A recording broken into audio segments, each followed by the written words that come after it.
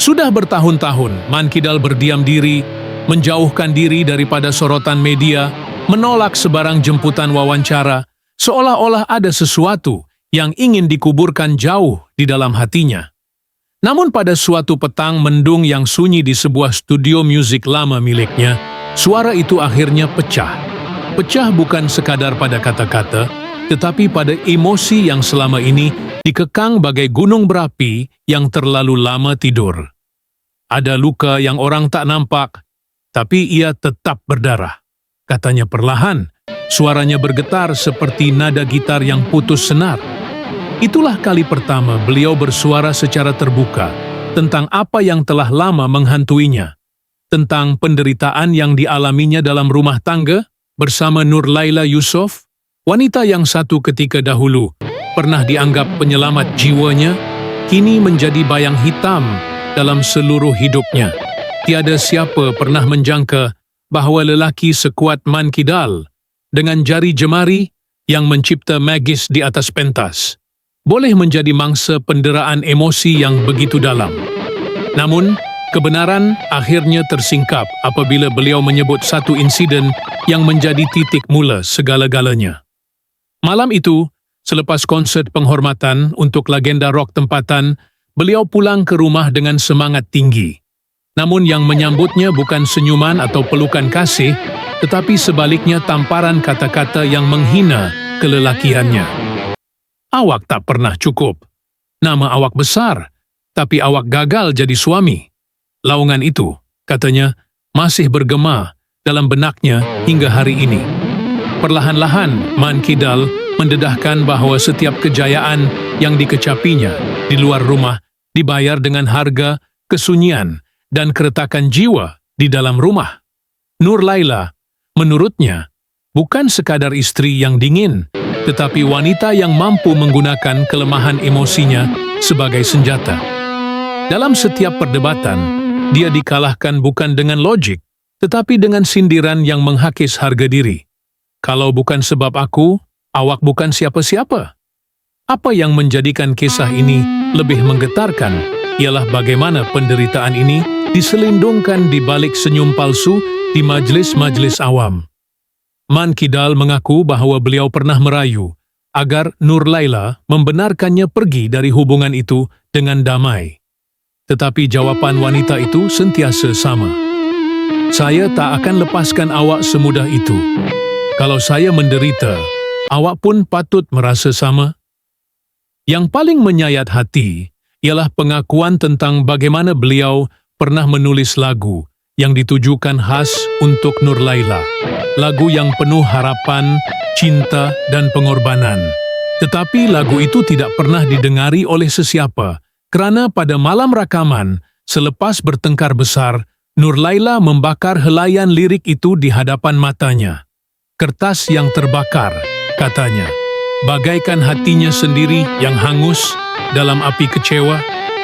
Ada satu momen yang benar-benar mengguncang perasaan pendengar ketika beliau menyebut malam di mana beliau hampir mengambil keputusan yang paling gelap dalam hidupnya. Saya duduk di tepi balkoni studio, pikir nak lompat. Saya dah tak tahan. Tapi tiba-tiba, saya terdengar petikan gitar dari dalam. Bunyi itu menyedarkan saya bahawa saya masih hidup kerana muzik, bukan kerana cinta.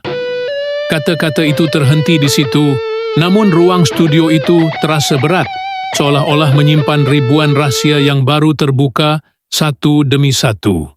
Setiap nota yang dikeluarkan dari gitarnya selepas itu menjadi simbol luka yang belum sembuh dari seorang lelaki yang selama ini disalah anggap sebagai kuat hanya kerana dia jarang menangis. Man Kidal kemudian menunjukkan sebuah diari lama. Kulitnya sudah lusuh, setiap helaian dipenuhi dengan coretan kesakitan yang tidak pernah dikongsi. Saya tulis semua, tapi saya tak pernah berniat untuk mendedahkannya. Sehinggalah hari ini. Dan disinilah cerita itu semakin mencengkam. Ada satu entry dalam diari itu yang menyebut tentang satu rahsia besar. Sesuatu yang, jika terbongkar, mampu menggoncang reputasi Nurlaila. Beliau tidak menyebut apakah rahasia itu, tetapi cukup dengan berkata, dia tahu apa yang dia buat. Dan satu hari, kebenaran akan cari jalan untuk keluar sendiri. Apakah rahasia itu? Siapa lagi yang terlibat? Mengapa beliau memilih untuk bersuara sekarang? Soalan-soalan itu terus menghantui benak mereka yang mendengar. Tetapi Man Kidal hanya tersenyum nipis dan berkata, ini baru permulaan. Saya belum selesai. Dalam dunia hiburan yang penuh dengan gemerlapan palsu, kisah Man Kidal ini membuka mata bahawa ada luka yang tak boleh disembuhkan dengan sorakan peminat dan ada penderitaan yang tak dapat diredakan dengan anugerah atau trofi. Ia adalah kisah tentang keberanian seorang lelaki yang akhirnya memilih untuk tidak lagi membiarkan dirinya dibungkam oleh rasa malu dan mula menyusun semula hidupnya dengan suara yang akhirnya kedengaran. Dengan jujur, studio kecil di hujung lorong itu tampak biasa bagi orang luar. Dindingnya berlapis busa akustik, pencahayaan malap, bau lama yang berpadu antara habuk dan kayu lusuh. Tetapi bagi Man Kidal, setiap inci ruang itu adalah saksi bisu penderitaan dan penebusan. Di sudut kanan, tergantung jaket kulit yang pernah dipakainya sewaktu konsert pertama bersama kumpulan Left-Handed. Jaket itu koyak sedikit di lengan kanan, bukan kerana masa, tetapi kerana satu malam, ketika pulang dalam keadaan luka emosi, dia merobeknya dalam diam. Di atas meja kecil berhampiran rak kaset lama, terletak sebiji cawan kopi putih retak di sisi. Ia bukan sekadar cawan, itulah satu-satunya benda yang diselamatkan selepas pertengkaran hebat pada tahun 2017, ketika Nur Laila mengamuk dan memecahkan hampir semua barang dalam studio.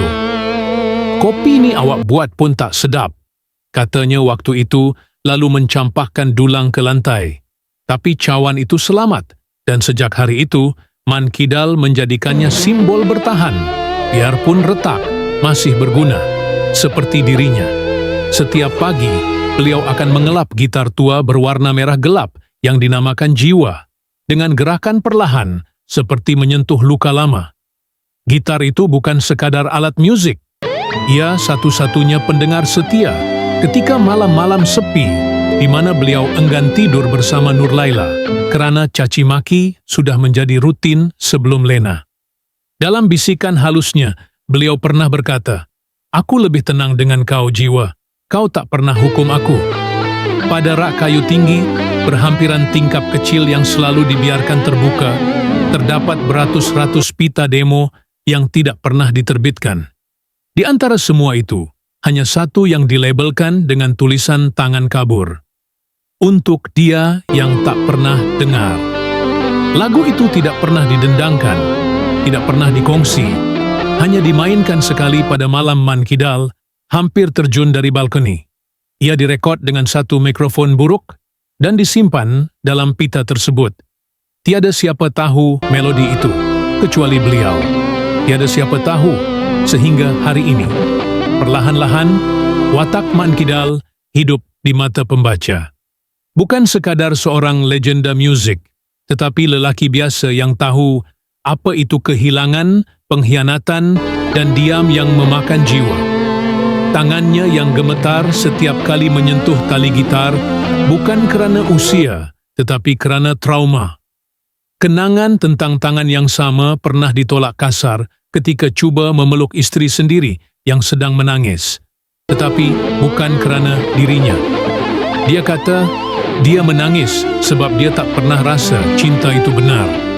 Ujar Man Kidal perlahan sambil matanya menatap kosong ke arah gambar perkahwinan mereka yang separuh lusuh.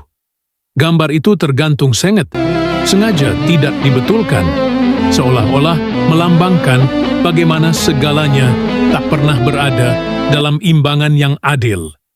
Satu petang, ketika hujan turun renyai-renyai, Man Kidal membuka sebuah kotak kayu kecil yang disorokkan di bawah piano. Di dalamnya, penuh dengan surat-surat yang tidak pernah dikirim. Surat kepada Nur Laila. Setiap helaian penuh dengan luahan rindu, kekecewaan, dan kadangkala harapan. Namun surat terakhir berhenti separuh jalan. Jika satu hari awak baca semua ini, lalu tiada sambungan, dakwat terhenti. Kertas berkedut dengan tumpukan air mata yang sudah kering. Dengan semua ini, pembaca bukan sekadar melihat Man Kidal sebagai watak. Mereka merasakan beliau. Mereka melihat dirinya dalam pantulan cermin, mendengar jiwanya dalam bisikan lagu yang tak pernah disiarkan, menyentuh lukanya dalam setiap objek kecil yang diceritakan. Mereka turut berada di dalam studio itu, memegang pita demo, menghirup bau kopi dalam cawan retak, dan menunggu bait-bait lagu yang tidak pernah selesai. Dan dalam hati mereka, tumbuh satu rasa ingin tahu yang semakin besar, apakah sebenarnya yang disembunyikan Nur Laila? Apakah lagu rahsia itu akan pernah didengar? Dan yang paling penting, sampai bila Man Kidal akan terus bertahan? Namun ada satu perkara yang Man Kidal belum pernah dedahkan, dan walaupun beliau kini sudah mulai bersuara, masih ada rahasia yang terus dikuncinya rapat-rapat. Dalam banyak-banyak patah perkataan yang mengalir keluar dari bibirnya tempo hari, ada sela aneh, seakan beliau sedang menahan sesuatu yang lebih berat, lebih dalam, sesuatu yang mungkin, jika dibuka, akan mengubah keseluruhan persepsi terhadap kisah ini. Contohnya, mengapa beliau begitu takut dengan panggilan dari nombor yang tidak dikenali? Setiap kali teleponnya bergetar tanpa nama pemanggil tertera, Man Kidal akan menghentikan apa sahaja yang sedang dilakukan. Menatap skrin seperti sedang menimbang antara menjawab atau membiarkan deringan itu mati. Pernah sekali, semasa berbual tentang lagu-lagu lamanya, beliau tiba-tiba diam, wajahnya berubah pucat. Kalau aku jawab satu panggilan tu, mungkin segalanya terbongkar, katanya, tetapi tidak pernah menjelaskan lebih lanjut. Ada satu rakaman video lama, tidak pernah diterbitkan, yang dikatakan mengandungi rakaman saat-saat genting antara Man Kidal dan Nur Laila, tetapi tiada siapa tahu di mana pita itu disimpan. Beberapa orang terdekat percaya rakaman itu menunjukkan satu sisi lain daripada kisah ini, bahawa mungkin Man Kidal bukan sekadar mangsa, atau mungkin bukan mangsa sepenuhnya. Namun ketika ditanya, beliau hanya menggeleng dan berkata, ada benda lebih baik terus menjadi rahsia. Sebab bila kebenaran itu keluar, tak ada jalan untuk undur semula. Satu lagi misteri yang belum terjawab. Siapakah Z yang selalu disebut dalam catatan diarinya? Nama itu muncul berulang kali di antara bait-bait lirik dan nota-nota pribadi. Z datang pada malam hujan itu dan dia tahu semuanya. Tiada penjelasan lanjut, tiada siapa tahu siapa Z. Adakah dia seorang teman lama, seorang saksi, atau seseorang yang menyimpan kunci kepada semua luka ini? Man Kidal tidak menafikan kewujudan Z, tetapi setiap kali nama itu disebut, dia seolah terganggu. Matanya mengelak, tangannya memainkan senar gitar dengan irama yang ganjil, tak selari, seakan ingin menutup bunyi sebenar dalam fikirannya. Kalau awak jumpa Z, awak akan tahu.